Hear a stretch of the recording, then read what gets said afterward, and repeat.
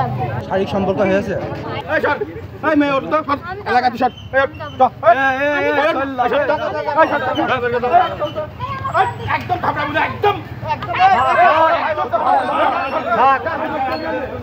এখন বিয়ে করছে না, সে অন্য জায়গায় বিয়ে করছে। ফোনের কানের দুল বিক্রি করে আমি তার গাড়ি কিনে দিচ্ছি, অনেক আশ্বাস দিয়েছে।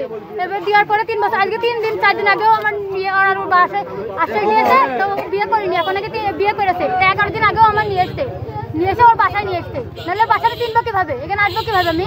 শাইনি চুলে এখন হবে সব হেয়ার স্টাইল। সিল্কোর দ্বিগুণ শাইনি চুল প্রতিদিন। নাম নাইম, মোহাম্মদ নাইম, সে স্বর্ণকার পদ্ধতি কাজ করে।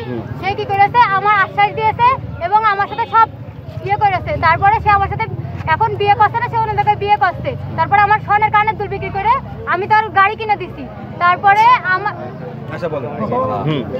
প্রেম কতদিন, রিলেশন কতদিন? আজকে 3 বছর। আজকে 3 বছরের মধ্যে 1 বছর ওর আম্মু দেখে এসছে এবং তারপরে সে ছেলে আমার সাথে কথা বলা কন্টিনিউ রেখেছে।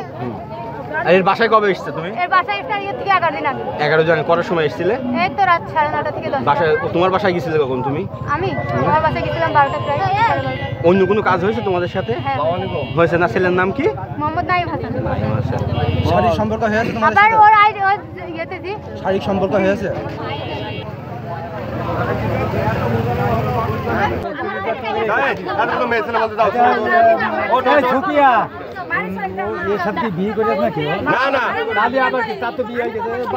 সেটা বলতে তার বিয়ে হয়ে গেছে, আমি কি করবে?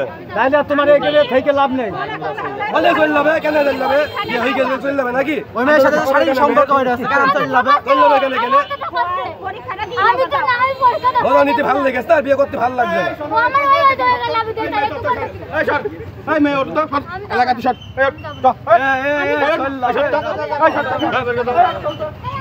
একদম একদম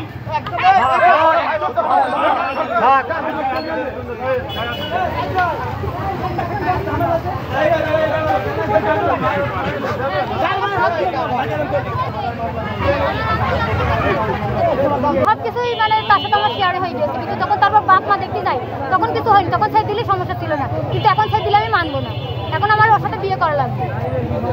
এইটুকু আমি চাই, তাছাড়া আর কিছু চাই না। আর এইটুকু আমি জানি যে ওর সাথে বিয়ে করলে ওর আম্মু আমার শান্তি দেবে না, তাই আমি চুক্তিপত্র করবো এবং দেনমোহর অনেক টাকা করবো। কারণ ওর ভবিষ্যতে আমার ওর মা হাতে গিয়ে বিয়ে করবে না, সেটা কি করে যাবে? তাই ওর মা আমার হাতে গিয়ে সমস্যা করবে না।